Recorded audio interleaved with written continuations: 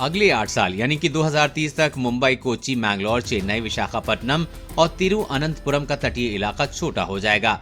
समुद्र का पानी जमीन को निगलेगा। सिर्फ इतना ही नहीं, कुछ लोगों को अपने घरों और व्यवसायों को छोड़ना होगा। रहने की जगह बदलनी होगी। 2050 तक तो इन शहरों की हालत और खराब हो जाएगी। मुंबई की कम से कम 1000 इमारतों पर बढ़ते समुद्री जलस्तर का असर पड़ेगा। कम से कम 25 किलोमीटर लंबी सड़क खराब हो जाएगी। जब हाई टाइड आएगा तब 2490 इमारतें और 126 किलोमीटर लंबी सड़क पानी में होगी। RMSI ने इस साल जुलाई में एक स्टडी की थी जिसमें कहा गया था कि Haji Ali Dargah, Jawaharlal Nehru port trust, western express highway, Bandra Worli sea link, marine drive पर क्वीन नेकलेस ये सब डूबने की कगार पर पहुंच जाएंगे। RMSI ने ये भी विश्लेषण किया IPCC की छठी क्लासमेट असेसमेंट रिपोर्ट में किया है। ऐसी हालत सिर्फ मुंबई की नहीं होगी। बढ़ते समुद्री जलस्तर की मार कोच्चि, मैंगलोर, चेन्नई, विशाखापट्टनम और तिरुअनंतपुरम में भी बर्दाश्त करना होगा। IPCC ने ये चेतावनी दी है, वो तो अलग है।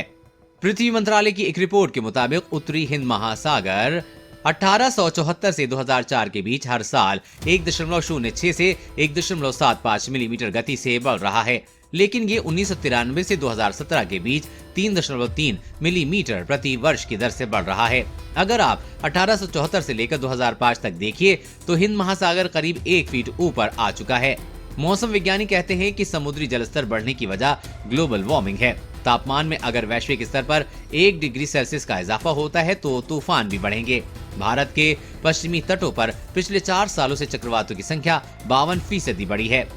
साल 2050 तक तापमान अगर 2 डिग्री सेल्सियस बढ़ जाता है तो इन चक्रवाती और तूफानों की संख्या में बहुत ज्यादा इजाफा हो जाएगा। हो सकता है ये 3 गुना बढ़ जाएं। साल 2050 तक चेन्नई में 50 किलोमीटर लंबी सड़क और 55 इमारतें समुद्री बाढ़ का सामना करेंगी। वहीं कोच्चि में समुद्री बाढ़ का असर कम से कम 464 इमारतों पर पड़ेगा।